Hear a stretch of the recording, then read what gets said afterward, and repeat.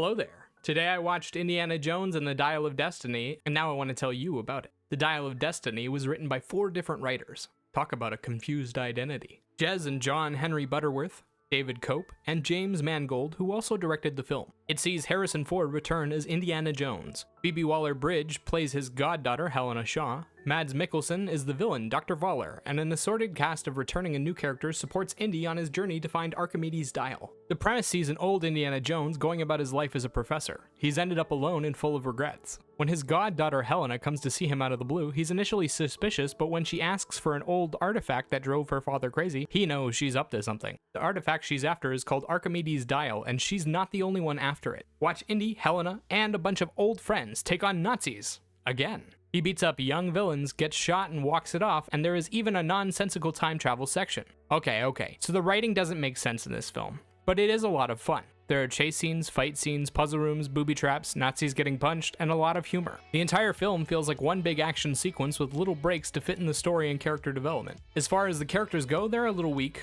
Indy gets a little bit of a backstory to explain why he's so grumpy and where all his friends went. We also learn a little bit about his relationship with Helena and her father Baz. The rest of the characters are nice little nods to the past for nostalgia's sake or a cartoonish villain. The villain of the story is set up in the flashback and shows zero personality beyond being a Nazi and wanting to rule the world. It's a little boring, but he does end up with some stylish goons. They also don't get fleshed out, but at least they're smartly dressed. The cast is filled with a few big names, a few up-and-coming faces, and a lot of nostalgic appearances by former cast members of the Indiana Jones franchise. Most of the acting is okay, with very few people getting a chance to do anything more than punching people and spitting out one-liners. The majority of the screen time gets spent with Harrison Ford as Indiana Jones and Phoebe Waller-Bridge as Helena Shaw. Mads Mikkelsen plays the villain, but they don't let him do anything with the role, and the character is highly confusing. He's an oddly cordial Nazi that has a really dumb plan. Harrison Ford looked kind of tired in the role. Most of the movie sees him with a confused expression on his face, but he does nail the one-liners and jokes they have him deliver. He also gets an emotional moment and does well with it. Phoebe Waller-Bridge was the surprising standout of the film. Her character is a raunchy and fun new archaeologist that has loose morals and a standing relationship with a lot of powerful people.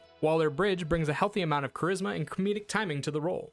She doesn't get many emotional moments, and they're a bit subtle, but she does well with them. She definitely gave a standout performance. The rest of the cast are bit part characters that never get fleshed out, or old friends of Indiana who randomly get killed off and never mentioned again. They're done well, but never get a chance to shine.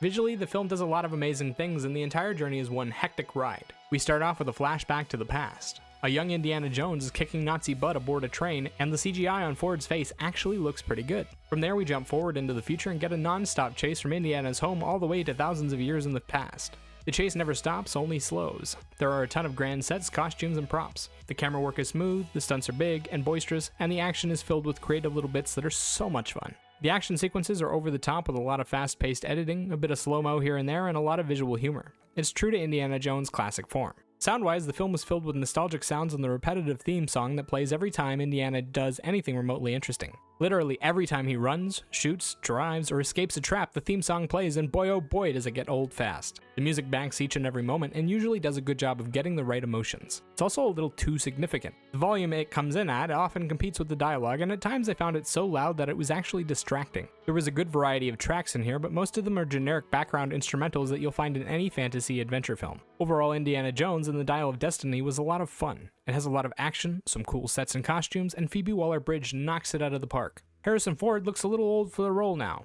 and there are elements of the production that could have been better, but I found the film to be an entertaining experience. It even tried some new things with the AI recreation of young Harrison Ford. 7 out of 10. And remember, these are just my thoughts on the film. Let me know what you think in the comment section down below. Bye-bye.